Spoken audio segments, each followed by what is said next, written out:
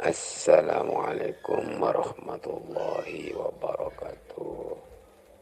Ini Gus, saya mau bertanya, di surga itu kan kata hadis-hadis atau di dalam tauhid, nah doman itu bisa melihat Allah. Dalam artian kata melihat Allah, berarti Allah itu berwajah. Apakah begitu? Kalau selain itu bagaimana? Kalau tidak berwajah atau tidak berbentuk, berarti kan kita tidak bisa melihat. Begitu. Terima kasih Gus. Waalaikumsalam.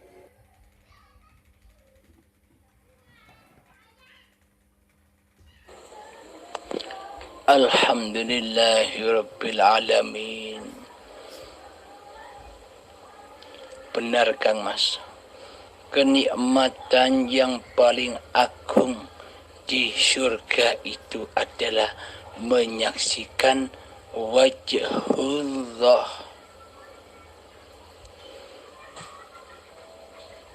Jadi seolah-olah manusianya lah yang bisa menyaksikan Allah. Seolah-olah manusianya lah yang bisa menyaksikan wajah Allah.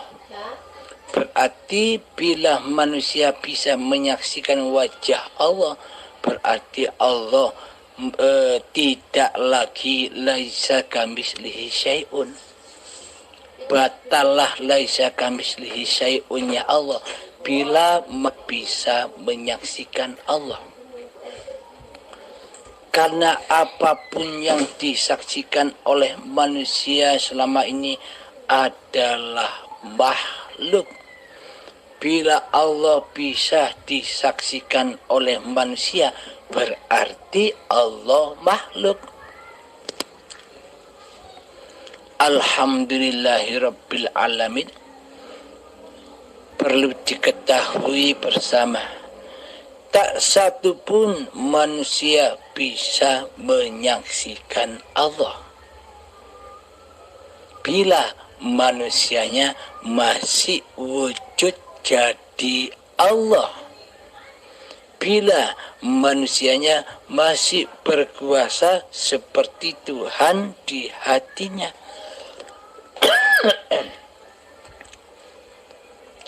Anggapan manusia, bayangan manusia, angan-angan manusia seolah-olah menyaksikan Allah itu seperti manusia menyaksikan alam semesta ini, seperti menyaksikan makhluk.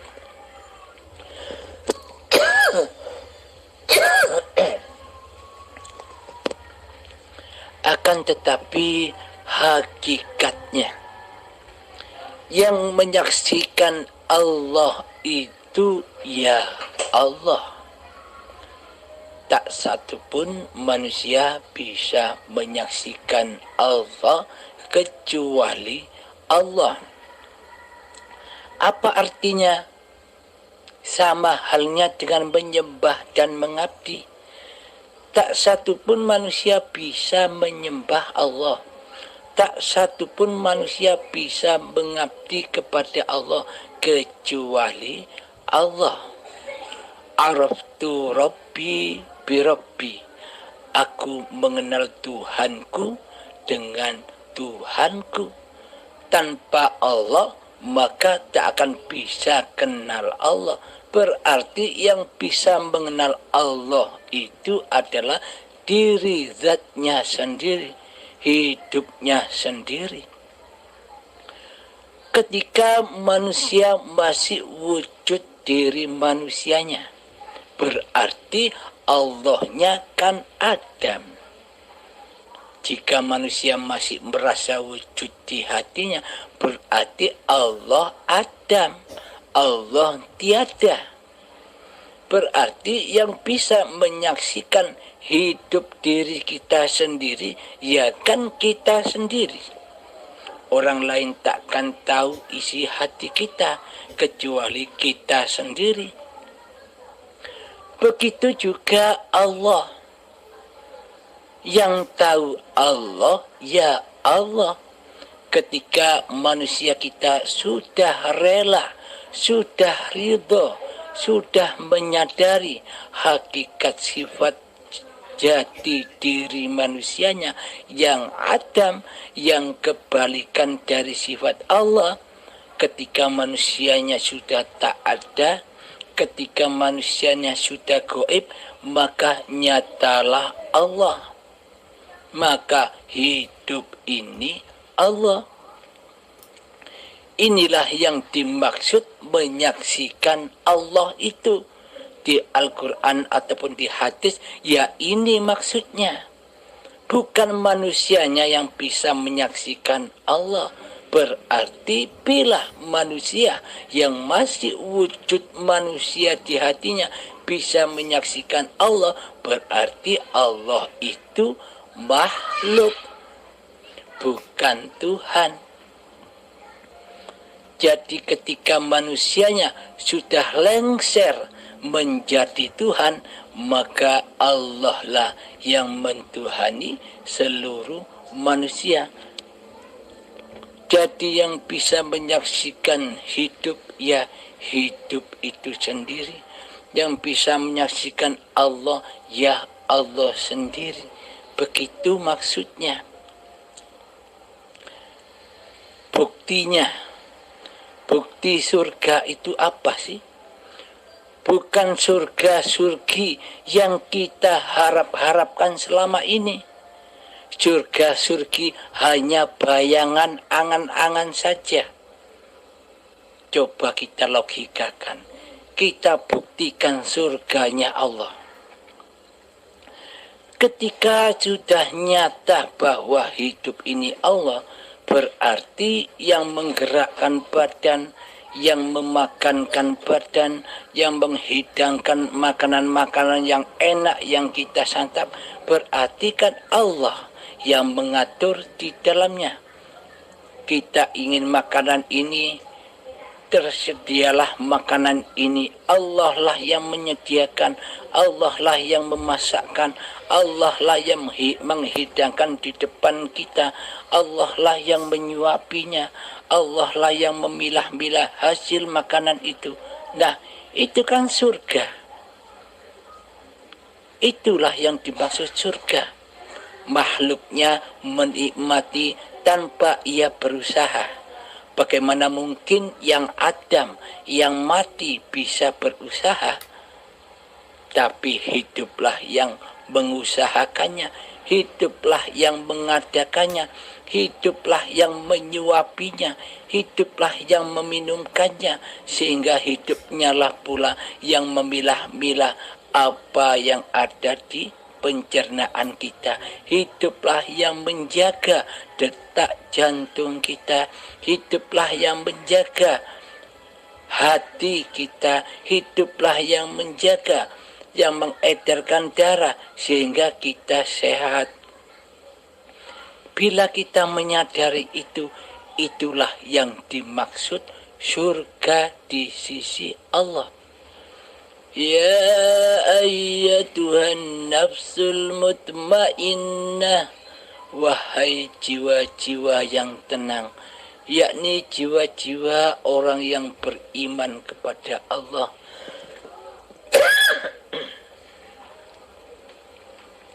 Irji'i ila rabbiki radiyatan mardiyah.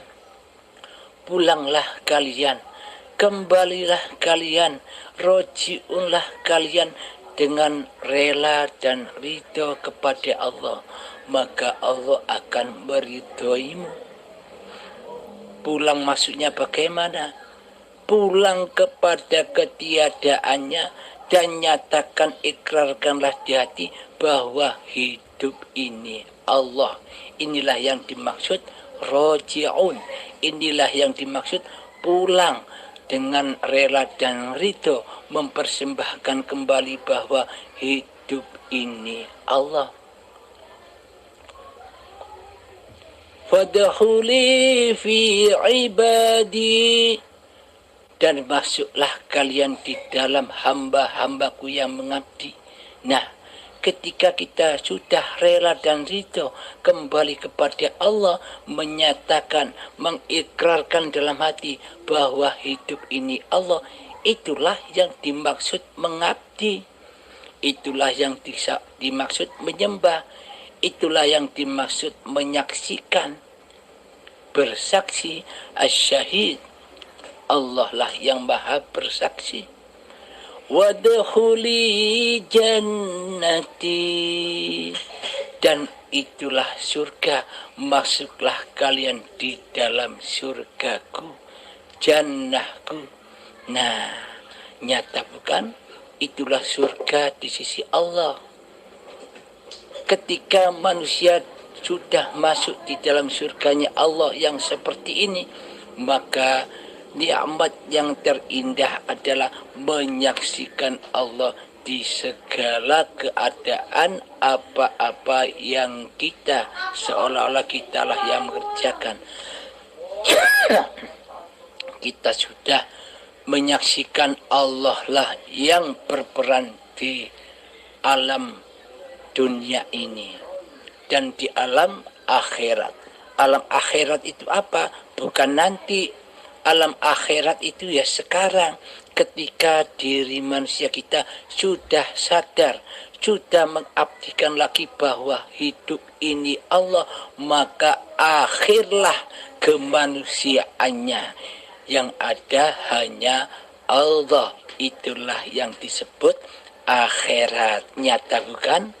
Jadi iman Islam kita, beragama dan bertuhan kita sudah tidak angan-angan lagi, sudah tidak bayangan-bayangan lagi, akan tetapi sudah nyata dan jelas. Alhamdulillahirabbil alamin. Semoga kita semua termasuk saya sendiri selalu dibimbing oleh Allah Ta'ala. Alhamdulillahirabbil alamin. Assalamualaikum warahmatullahi wabarakatuh. Bismillahirrahmanirrahim. Wa bihi nasta'in. Assalamualaikum warahmatullahi ta'ala wabarakatuh. Kang Mas, ini Sabri daripada Pontian Johor. Ingin mohon penjelasan berkenaan dengan asal mula kejadian diri dan penciptaan alam semesta.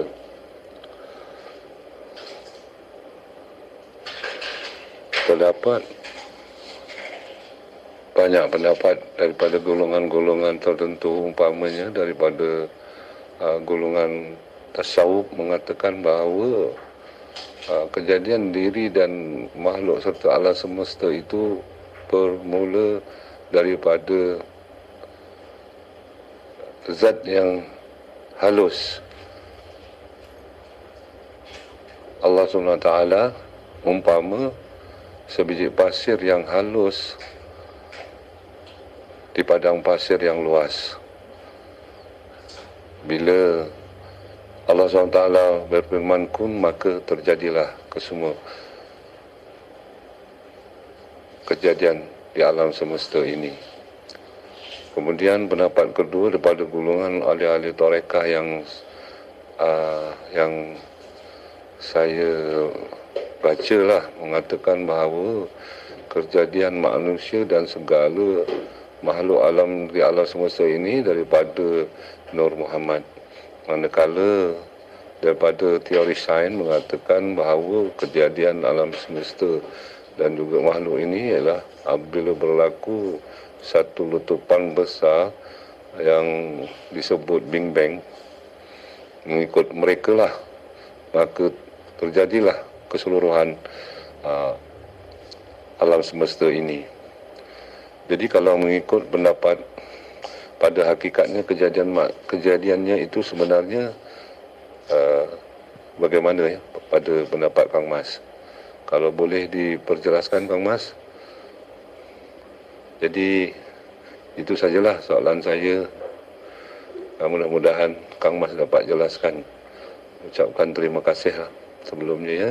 Assalamualaikum warahmatullahi wabarakatuh. Alhamdulillahirabbil alamin. Bila kita memikirkan asal muasal kejadian diri kita dan alam semesta ini, kita hanya bayang-bayang saja. Kita hanya berangan-angan saja.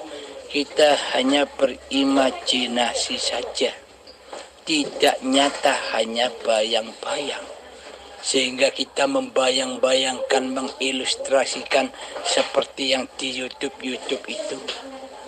Karena semua itu masih bayang-bayang. Agamanya bayang-bayang, bertuhannya bayang-bayang. Mari kita saksikan yang nyata-nyata saja.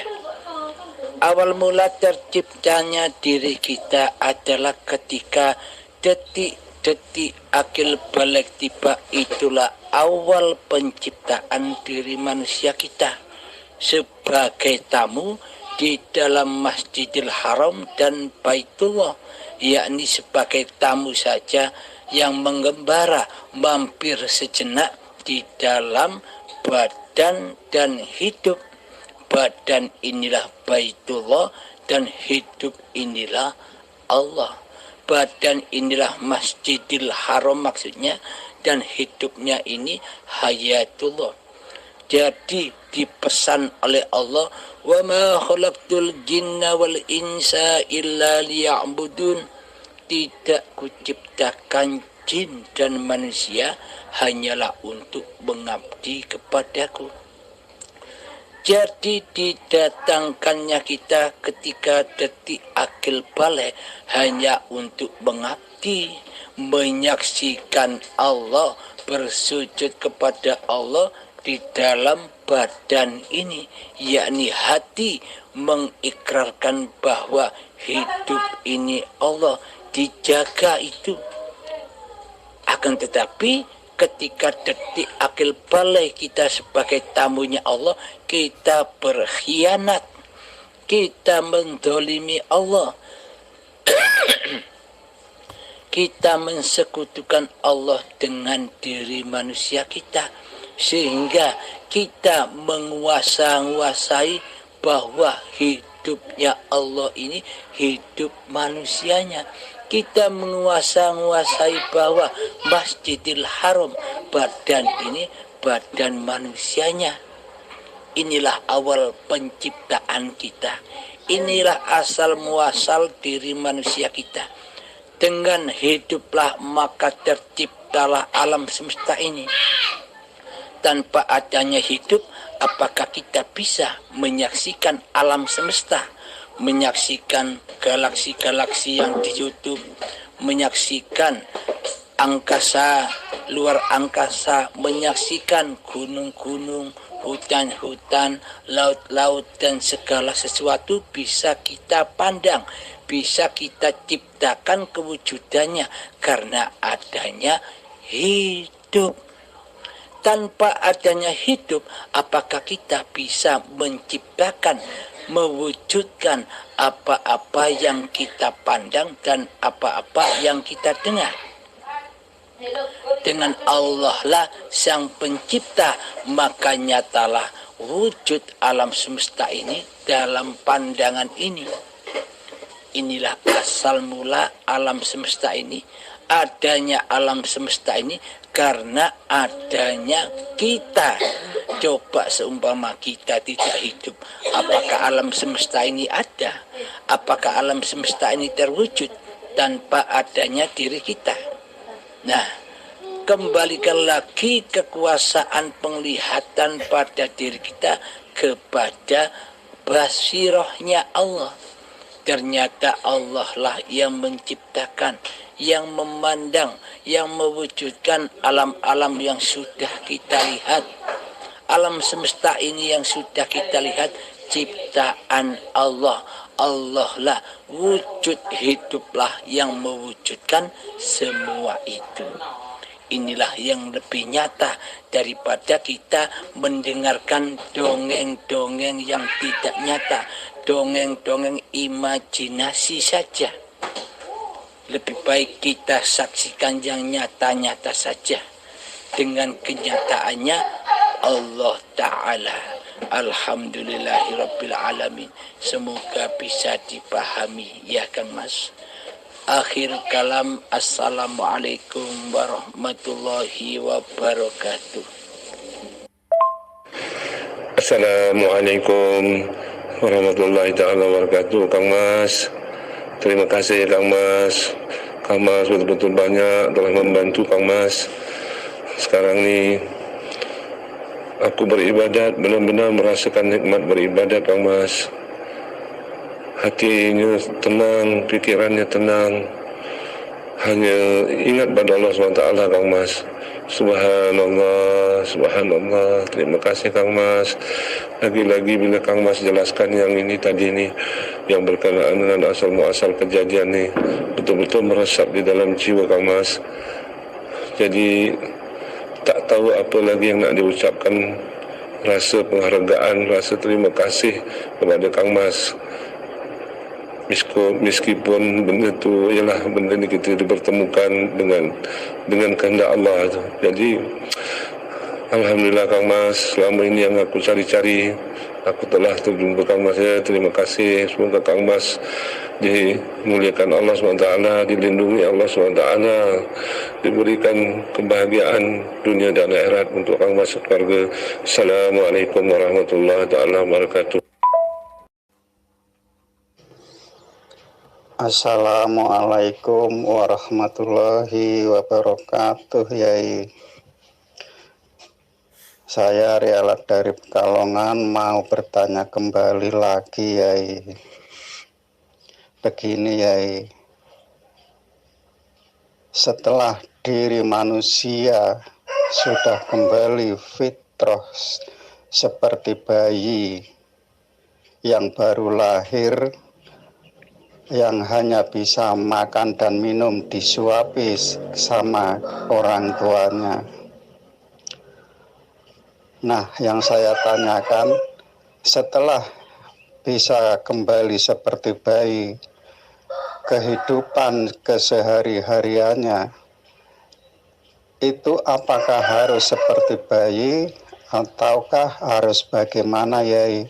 Masalahnya diri manusianya itu masih butuh makan dan minum dan harus bekerja, Yai.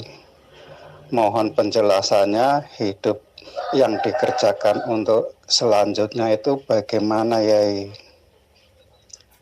Ngoten mawon, Yai, mohon penjelasannya, matur nuwun. Assalamualaikum warahmatullahi wabarakatuh.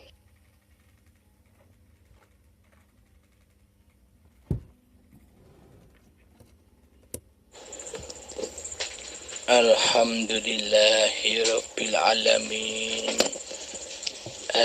Makna penjelasannya, bukan kita seperti bayi lagi digedongi, disusoni.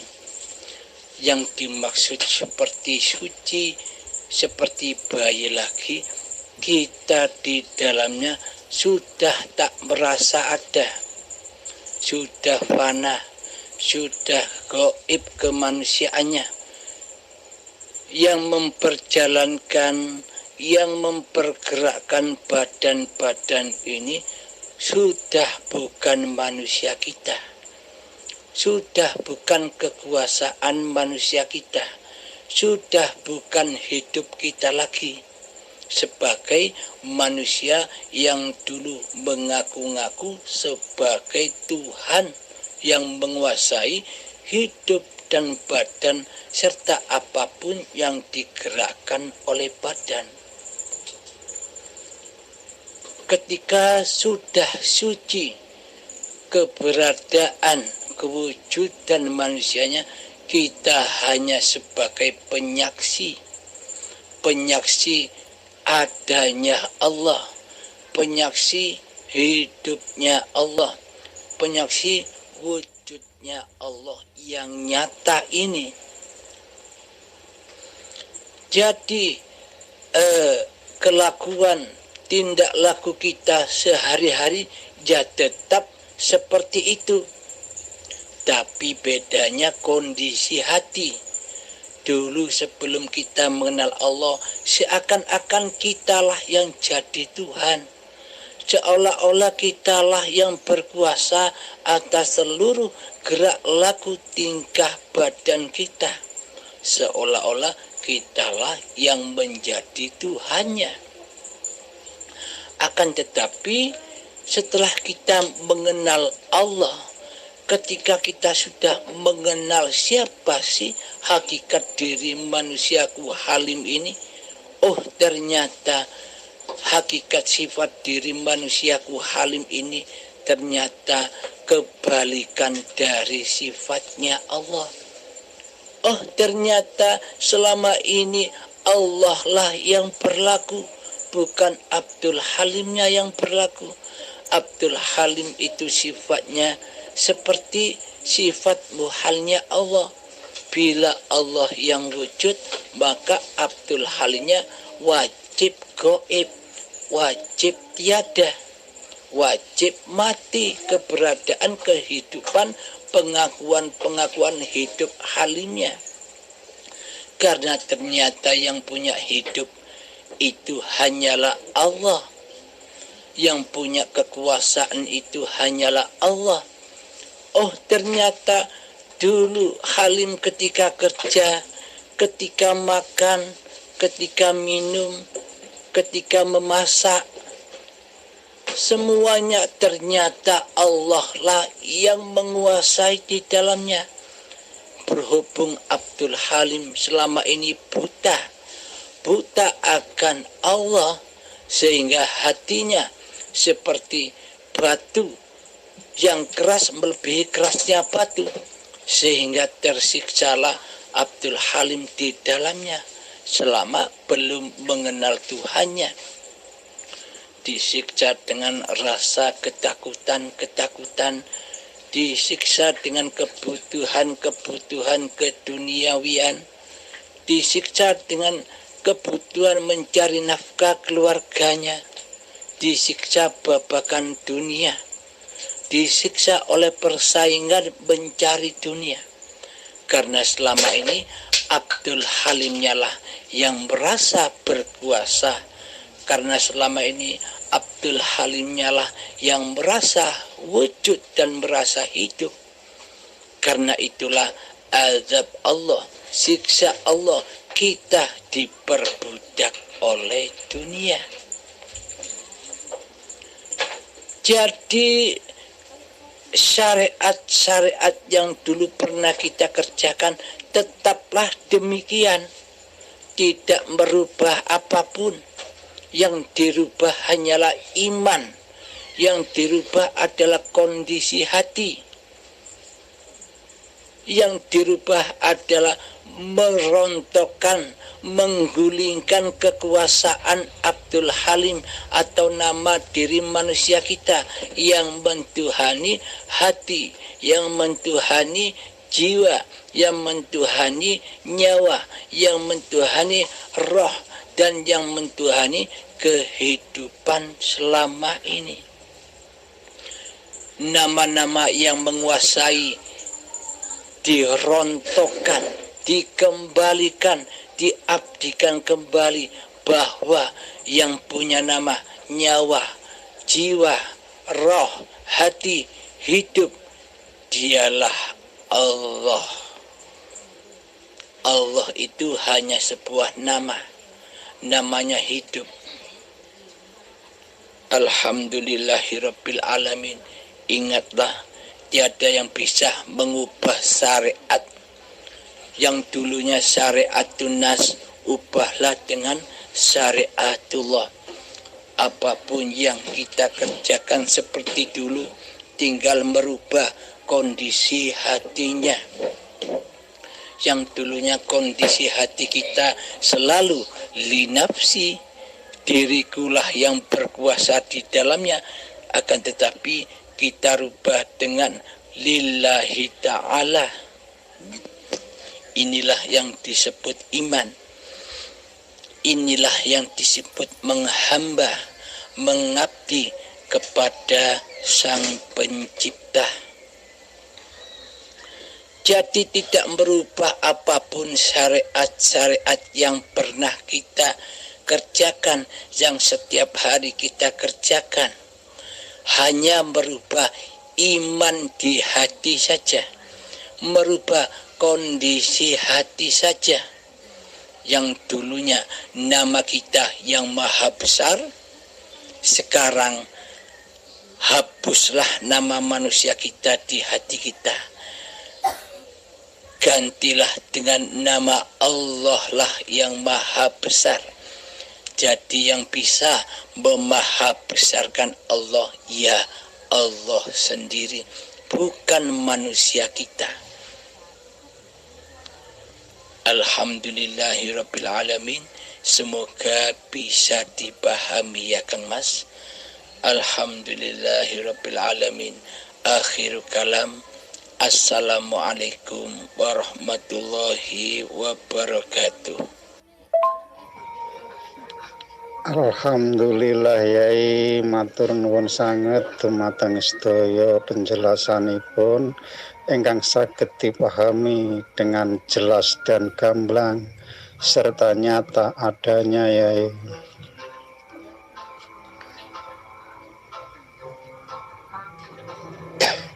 Sepindah malih matur nuwun sanget dumateng sedaya penjelasan niku wau yai. Assalamualaikum warahmatullahi wabarakatuh.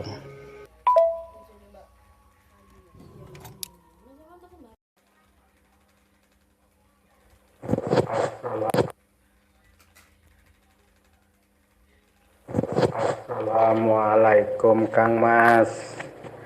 Mohon maaf Kang Mas, saya masih belum bisa tanya jawab. Seperti saudara-saudara saya yang lain melalui Google itu Kang Mas. Jadi saya mau tanya melalui WhatsApp aja Kang Mas. Ini sekali lagi mohon maaf Kang Mas. Untuk metode mengheningkan cipta atau bersemedi atau tafakur itu bagaimana Kang Mas? Metodenya untuk mengetahui yang hidup bahwa itu Allah, karena di video Kang Mas itu yang hidup itu adalah Allah, yang tiada adalah manusia. Kita kembali ke Adam lagi, sifat-sifatnya manusia itu Kang Mas. Terima kasih Kang Mas, mohon maaf bila ada tutur kata-kata saya yang salah Kang Mas, mohon maaf Kang Mas sekali lagi, mohon maaf, terima kasih. Alhamdulillahirrabbilalamin. Duduk tafakur, mengheningkan cipta manusia kita, malamkan, gelapkan kewujudan diri manusia kita, ikrarkan, nyatakan bahwa hidup ini Allah, laksanakan. Terima kasih Kang Mas, terima kasih Kang Mas, wejangannya Kang Mas. Alhamdulillah, beberapa hari ini memang kami atau secara pribadi sudah kami laksanakan apa yang dituturkan oleh Kang Mas. Melalui YouTube-nya Kang Mas, saya selalu mengikuti. Alhamdulillah Kang Mas. Amin, amin ya rabbal alamin. Matur suwun Kang Mas, terima kasih banyak. Assalamualaikum.